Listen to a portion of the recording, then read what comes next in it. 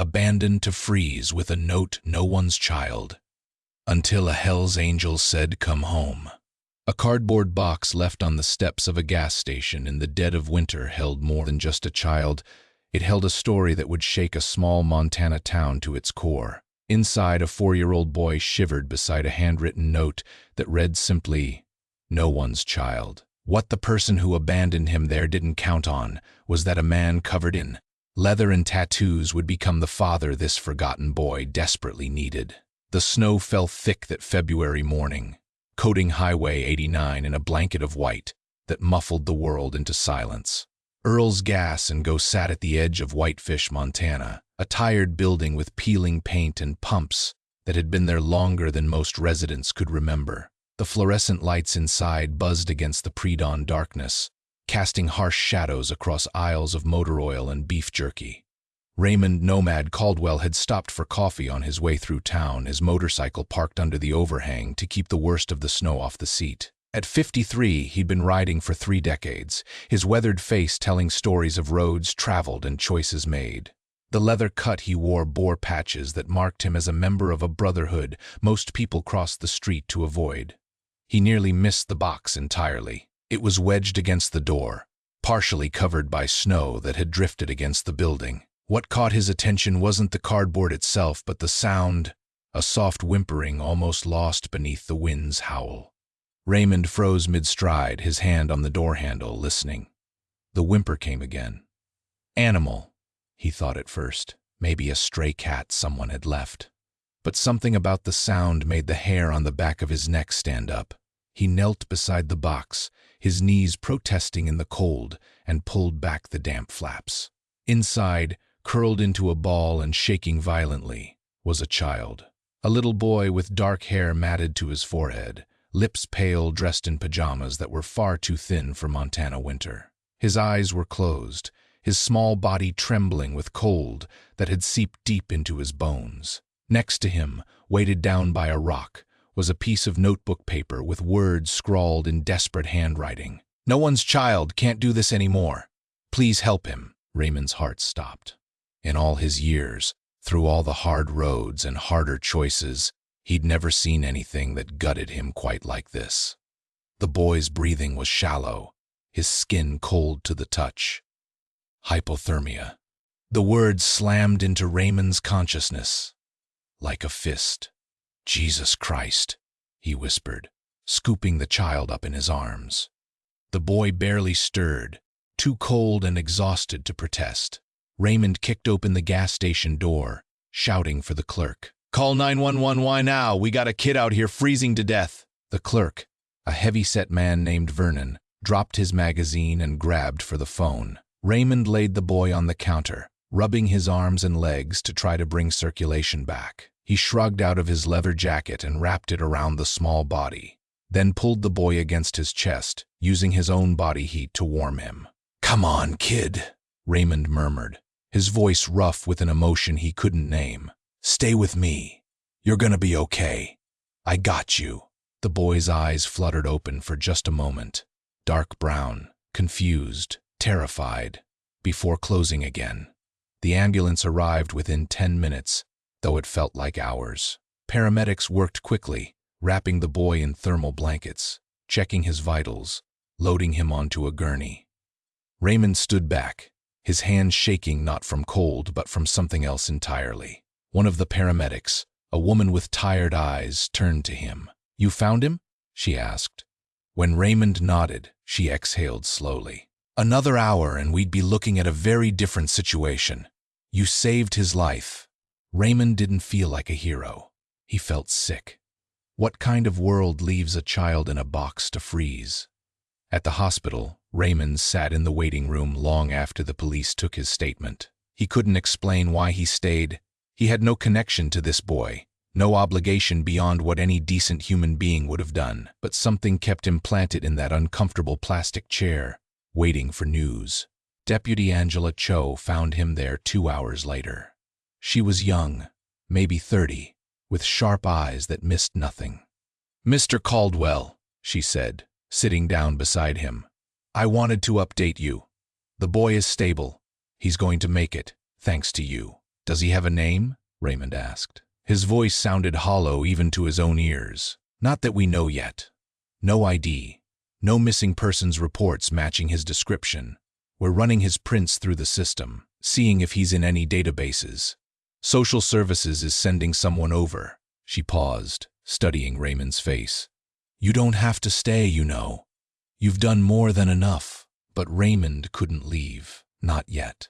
"Can I see him?" Deputy Cho hesitated, then nodded. "For a few minutes. He's awake now. Pretty scared." The hospital room was too bright, sterile, smelling of antiseptic.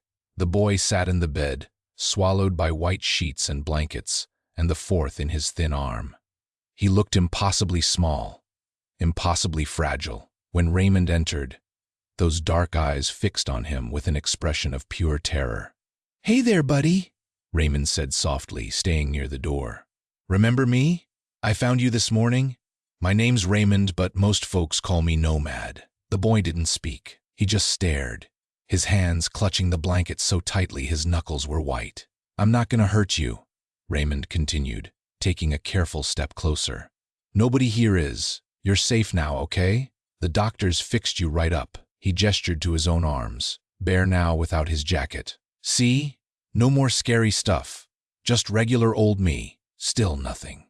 The boy's eyes tracked Raymond's every movement, but he remained silent as stone. A nurse bustled in, checking the monitors, adjusting the fourth. "He hasn't said a word since he woke up," she told Raymond quietly. "Not unusual after trauma like this. Give him time." But time was something Raymond was suddenly uncertain they had enough of. He learned from Deputy Cho that without identification, the boy would go into the foster system. Emergency placement. Then who knew where? The thought of this kid, this child who'd already been abandoned once, being shuffled through a broken system made Raymond's chest tighten with anger. Over the next 3 days, Raymond found himself back at the hospital every morning. He couldn't explain it, didn't try to. He'd bring coffee for the nurses, sit in the room with the boy who still wouldn't speak, and tell stories. Stories about the road, about places he'd been, about nothing and everything. The boy never responded, but Raymond noticed his grip on the blanket would loosen slightly. His breathing would slow. On the 3rd day, Raymond brought something different. From his saddlebag, he'd retrieved an old stuffed dog, worn and faded, that had been his daughter's before she'd grown up and moved away. He set it on the bedside table without comment, then sat in his usual chair. For a long moment, nothing happened. Then, slowly, the boy reached out and pulled the stuffed dog toward him. He held it against his chest, burying his face in its worn fur. "His name's Scout," Raymond said quietly. "My little girl loved him when she was about your age. I think he'd like to stay with you if that's okay." The boy's shoulders shook. He was crying, Raymond realized, silent sobs that he was trying desperately to hide. Raymond moved to sit on the edge of the bed. He didn't touch the boy, didn't crowd him, just sat close enough to be a solid presence. "It's okay to cry, buddy. God knows you've got reason to. Whatever happened, whatever brought you to that gas station, none of it was your fault. You hear me? None of it." The boy looked up then, tears streaming down his face, and for the first time, he spoke. His voice was barely a whisper, hoarse from disuse. "Mama said I was too much trouble." The words hit Raymond like a physical blow. He closed his eyes, breathing through the rage that wanted to consume him, rage at whoever had done this, at a world that would allow it. When he opened them again, he kept his voice steady. "Then your mama was wrong. Dead wrong. You're not trouble. You're a kid who deserves to be loved and kept safe." "Nobody wants me," the boy whispered. The note said, "No one's child." That note was a lie. Raymond found himself speaking from somewhere deep and truthful in his chest. "You are somebody's child, and somebody is gonna want you so bad they'll move heaven and earth to keep you." The boy searched Raymond's face with those two old eyes. Who? Raymond didn't have an answer. Not yet. But sitting there in that hospital room, with this broken child clutching a stuffed dog like a lifeline, he felt something shift in his chest. A decision forming, terrifying, and certain all at once. Over the next week, Raymond learned the boy's name through police investigation. Connor. He was 4 years old, born to a woman with a history of drug abuse and mental illness. She'd checked herself into a facility in Idaho, leaving no forwarding address, no instructions, just her son in a box with a note absolving herself of responsibility. Social services assigned a caseworker, a harried woman named Patricia Donahue who looked like she'd seen too much and believed in too little. She met Raymond at a coffee shop, her files spread across the table like accusations. "Mr. Caldwell, I appreciate what you did," she began, her tone suggesting she didn't fully mean it. "But Connor needs stability, structure. The foster care system is overwhelmed and underfunded," Raymond interrupted, keeping his voice level. "I've done my research, Ms. Donahue. I know what happens to kids like Connor. He'll be moved from home to home, lucky if he finds someone who actually gives a damn." Patricia's jaw tightened. "And you think you're better qualified?" She glanced at her notes. "A mechanic with a motorcycle club affiliation?" "I think I'm someone who showed up when it mattered," Raymond said quietly. "I think I'm someone who's been at that hospital every single day since I found him. I think I'm someone who's actually looked him in the eye and promised him he's worth something." He leaned forward. "What are you willing to do for him, Ms. Donahue? Really do?" She was quiet for a long moment.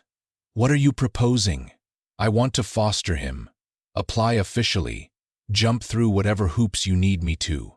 I've got a house, stable income, clean record. I raised a daughter who turned out pretty damn good." Raymond pulled out papers he'd prepared. "Here's financial statements, employment verification, character references. I'm ready to do this right." Patricia looked at the papers, then at Raymond, surprise flickering across her face. "You're serious." "Never been more serious about anything in my life." The process was grueling. Background checks, home inspections, interviews that felt more like interrogations. Raymond's brothers at the club, men who looked as rough as they came, spent a weekend helping him convert his spare room into a proper bedroom. They painted walls, assembled furniture, installed safety gates. Nobody questioned it. Brotherhood meant showing up. No explanations needed. 6 weeks after he'd found Connor in that box, Raymond stood in the courthouse lobby, waiting for the judge's decision on emergency foster placement. His hands were sweating. He'd faced down bar fights and road accidents with steadier nerves than this. Patricia emerged from the courtroom, and Raymond couldn't read her expression. Then she nodded. "Judge granted temporary placement. 60 days to start, then we'll reassess. Connor's being discharged from the psychiatric evaluation unit this afternoon." She paused. "Don't make me regret going to bat for you." "You won't," Raymond promised. "I swear it." Bringing Connor home was nothing like Raymond had imagined. The boy was silent in the truck, clutching Scout, staring out the window at the world passing by. Raymond kept up a gentle commentary. "That's where I get my morning coffee. See that park? Thought maybe we could go there sometime." Not expecting responses, just filling the silence with normal. The house was small, a one-story with a fenced yard on the edge of town. Raymond had cleaned it until it gleamed, removed anything remotely concerning. He'd even bought a bookshelf and filled it with children's books, though he'd had to Google appropriate titles. Connor stood in the living room, Scout pressed against his chest, looking lost and terrified. "Your room's this way," Raymond said, leading him down the hall. He pushed open the door to reveal walls painted sky blue, a bed with a quilt covered in dinosaurs, shelves waiting to be filled. "Figured we could decorate it together, make it really yours." Connor's eyes went wide. He stepped into the room cautiously, like he expected it to disappear. This is mine?" His voice was barely audible. "All yours, buddy, for as long as you need it." Connor set Scout on the bed, then turned to Raymond. "Why?" It was the question Raymond had been expecting. He knelt down to the boy's eye level. "Because when I saw you in that box, I saw a kid who deserved better. Because I believe people should show up when it matters. Because—" He paused, feeling the truth of it settle into his bones. "Because I think maybe we need each other, Connor. I think maybe we're supposed to be a family." Connor studied him for a long moment. Then, slowly, he stepped forward and wrapped his thin arms around Raymond's neck. It was the first time he'd initiated any contact, and Raymond felt his throat tighten. He hugged the boy back, careful and gentle. "Okay," Connor whispered. "Family." The first weeks were hard. Connor had nightmares that left him screaming, days where he wouldn't eat, moments of pure terror over ordinary things. Raymond learned patience he didn't know he possessed, learned to read the subtle signals that preceded a meltdown, learned to just be present without demanding anything in return. His brothers from the club became unexpected allies. Ghost, a giant of a man with a gray beard, taught Connor to play checkers. Valkyrie, the only woman in the chapter, brought her daughter over for playdates. Kodiak, who ran a garage, let Connor help with oil changes, explaining every step with infinite patience. Connor began to thaw. Slowly, like ice melting in spring, his words came more frequently. He smiled sometimes, genuine expressions that lit up his whole face. He started calling Raymond Ray instead of Mr. Caldwell then, tentatively, "Dad." The first time Connor said it, they were in the kitchen making sandwiches. "Can I have peanut butter, Dad?" Simple, casual, like it was the most natural thing in the world. Raymond had to turn away, pretending to search for something in the cabinet while he got his emotions under control. "Yeah, buddy, of course." But not everyone was happy with the arrangement. In Whitefish, prejudice ran deep, and a biker raising a foster kid raised eyebrows and worse.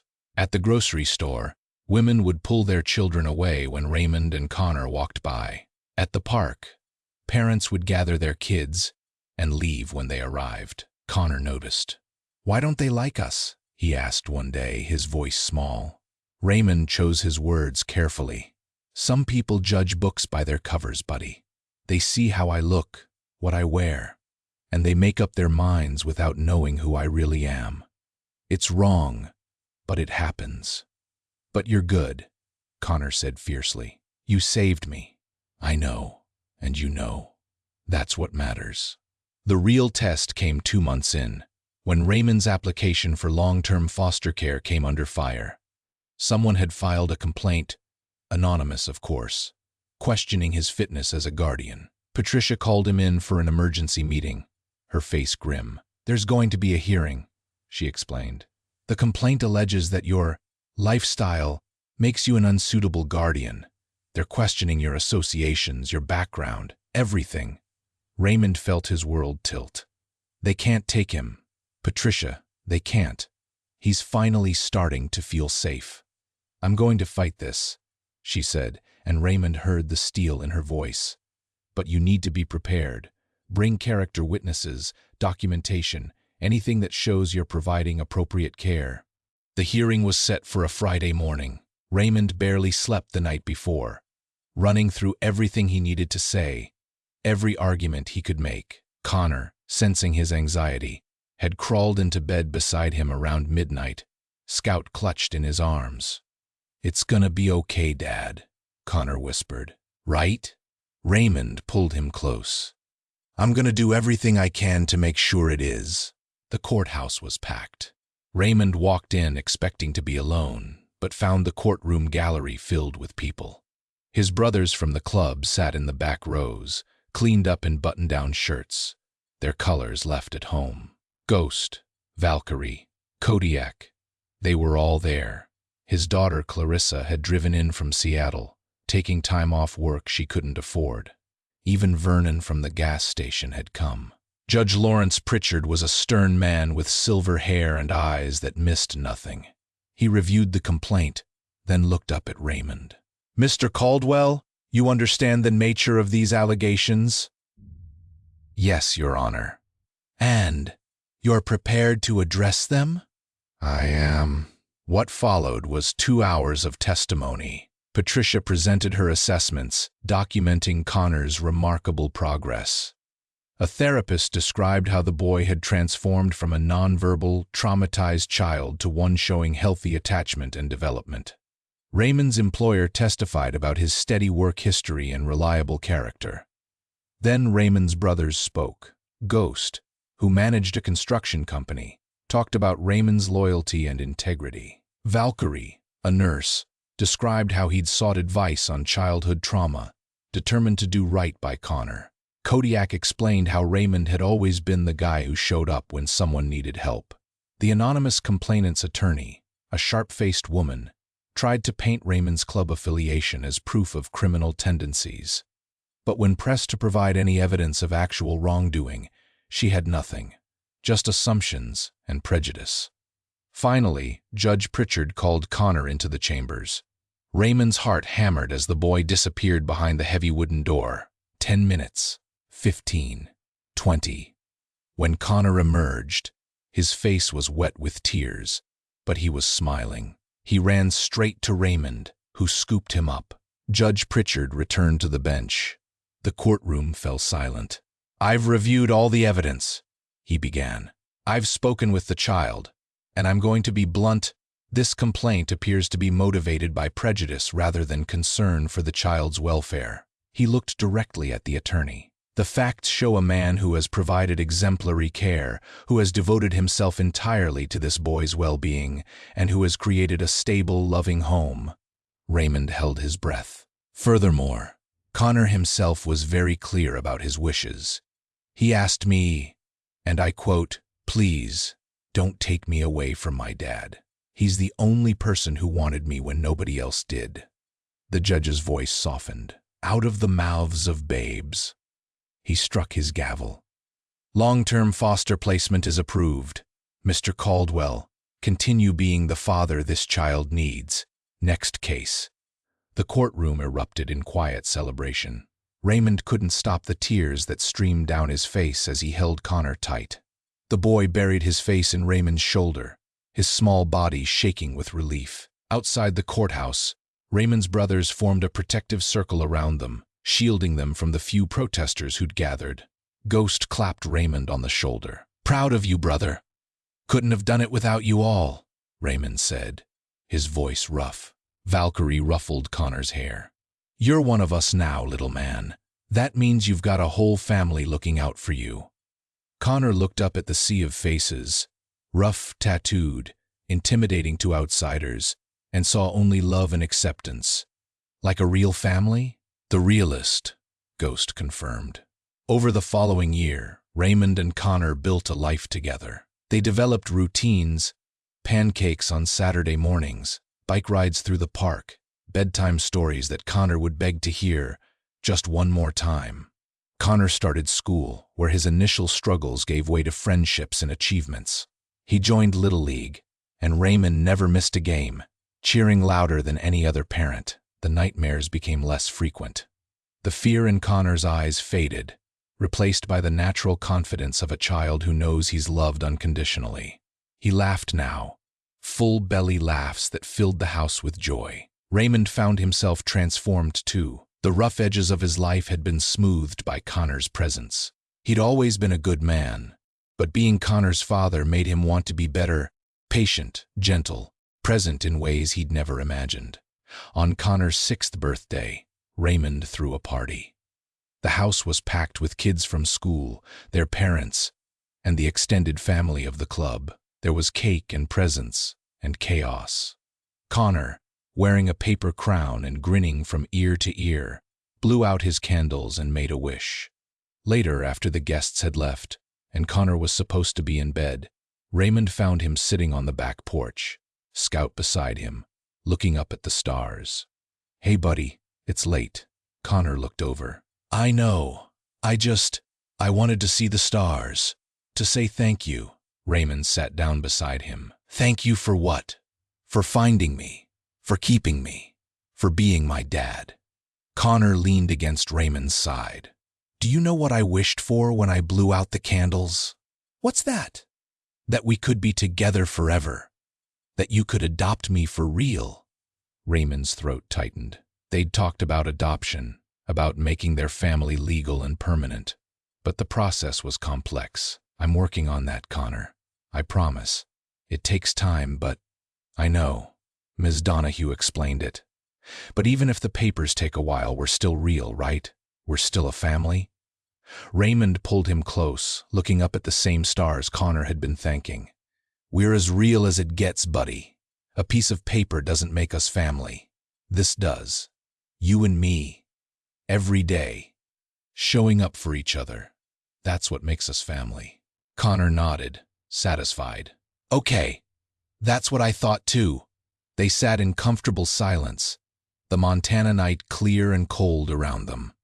In the distance, Raymond could hear the sound of motorcycles on the highway, his brothers heading home after the party. The sound that had once defined his freedom now meant something different. It was the sound of family, of belonging, of a brotherhood that had stood with him when he needed them most. Dad? Connor's voice was sleepy now. Yeah, buddy. I'm glad I was your child. Not no one's child. Yours. Raymond pressed a kiss to the top of Connor's head, his heart so full it ached. Best thing that ever happened to me was finding you in that box. You know that? You saved me just as much as I saved you. Connor yawned, snuggling deeper against Raymond's side. We saved each other. Yeah, Raymond agreed softly. I guess we did. In that moment, under the vast Montana sky, Raymond understood what he'd been searching for on all those roads, through all those years. Home wasn't a place. It wasn't a destination you could find on a map. Home was this, a child's trust freely given, a love that transformed everything it touched, a family forged not by blood but by choice and commitment, and showing up when it mattered most. Connor had been labeled no one's child, discarded like trash in a box on a winter morning. But he'd become someone's child, Raymond's child, and in becoming a father to this abandoned boy, Raymond had become more himself than he'd ever been before. The note that had damned Connor had been wrong. He'd always been someone's child. He'd just been waiting for the right person to claim him. And Raymond had. If you have enjoyed the story, tell YouTube to send you more stories like this by subscribing to this channel, liking the video, and leaving a comment.